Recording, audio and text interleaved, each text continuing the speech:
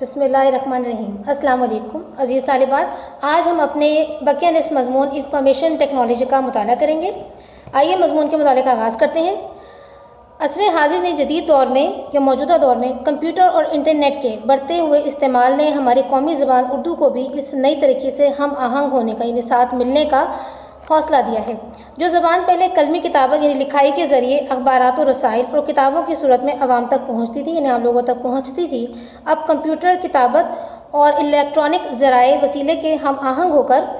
ترقی کی راہیں طے کر رہی ہے۔ اردو یونیورسٹیوں کا قیام یعنی بنایا جانا، بعض خلیجی و سارک ممالک اور افریقہ و امریکہ میں منعقدہ عالمی سیمینار اور مشاعرے و مجالس، سینکڑوں ویڈیو آڈیو پروگرام، ڈاکومنٹری، یہ مختصر ایک فلم ہوتی ہے کسی بھی خاص موضوع کے متعلق، انٹرنیٹ پر دستیاب اردو کی بے شمار ویب سائٹس، امریکہ، آسٹریلیا اور یورپ سے شائع ہونے والے روزنامے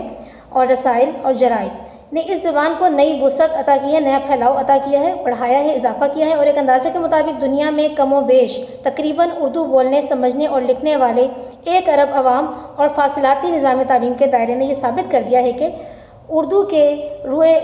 زیبا کی کشش سے پروانے خود بخود اس کی طرف مائل ہو گئے ہیں، یعنی کہ اردو کو اس قدر خوبصورت انداز میں پیش کیا جا رہا ہے کہ اب لوگ خود بخود اردو سیکھنے اور پڑھنے کی طرف مائل ہونے لگے ہیں، راغب ہونے لگے ہیں۔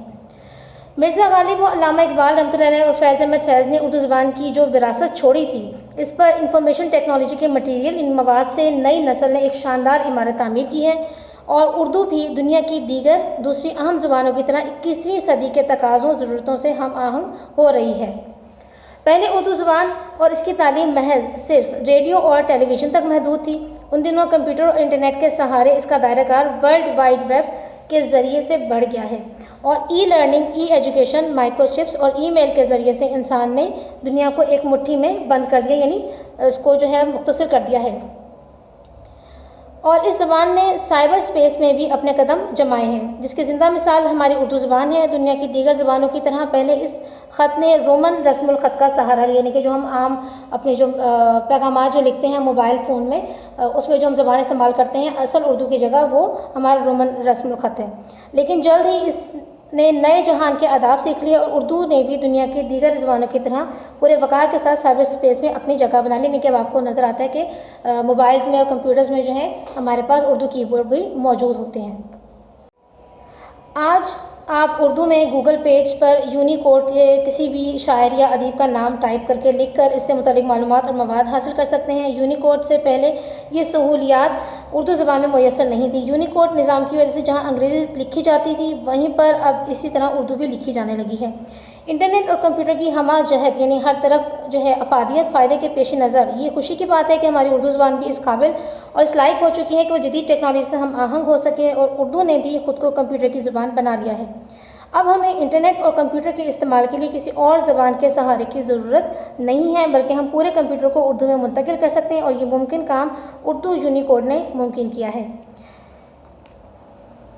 انٹرنیٹ پر اردو میں ڈیجیٹل لائبریری اور کئی اہم ادبی، تہذیبی، ثقافتی سائنس موجود ہیں۔ آج سے صرف 20 سال پہلے ان پیج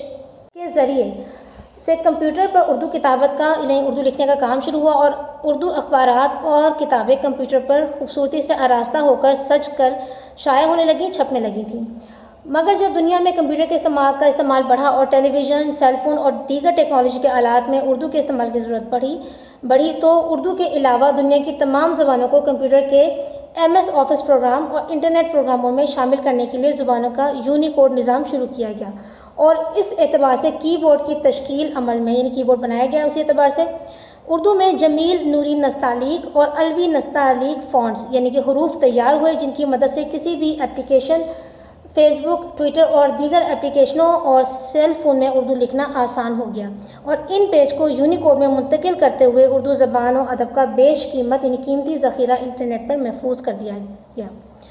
آج اگر کوئی گھر بیٹھے اپنے کمپیوٹر پر کلیات اقبال، دیوان غالب، مضامین سر سید یا کوئی اور کتاب دیکھنا چاہتا ہے تو وہ یونیکوڈ کی سہولت کو گوگل سرچ میں استعمال کرے تو اسے اردو زبان و ادب کا ایک نیا جہان نظر آئے گا۔ علامہ اقبال نے کسی زمانے میں درست کہا تھا کہ عروج آدم خاکی سے انجم سہمے جاتے ہیں کہ یہ ٹوٹا ہوا تارا مہ کامل نہ بن جائے۔ چنانچہ انفارمیشن ٹیکنالوجی اپنے سب سے بڑے فائدے کے ساتھ دنیا میں انقلاب یعنی بڑی تبدیلی پیدا کر رہی ہے، برپا کر رہی ہے۔ یہ معلومات کے اشتراک یعنی ملاپ کے عمل کو بہت آسان، تیز، سستا اور لطف اندوز بناتا ہے۔ مختصر یہ کہ آئی ٹی نے کام کا بوجھ کم کرنے اور جدید آرام کے ساتھ دنیا کو ایک بہتر جگہ بنا دیا ہے۔ تو اسٹوڈنٹس، یہ تھا ہمارا آج کا واقعہ مضمون۔ اس کو آپ نے اچھی طرح سے یاد کرنا ہے، مشکل الفاظ کے معنی بھی دیکھ لیجیے گا۔ اگلے سبق تک کے لیے اجازت دیں۔ اللہ حافظ۔